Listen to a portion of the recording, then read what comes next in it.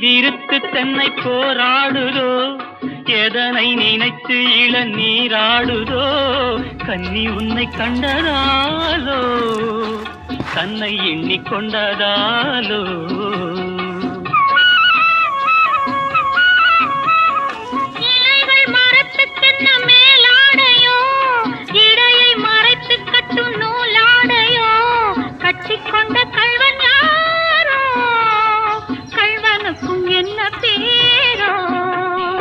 இயற்கை என்னும்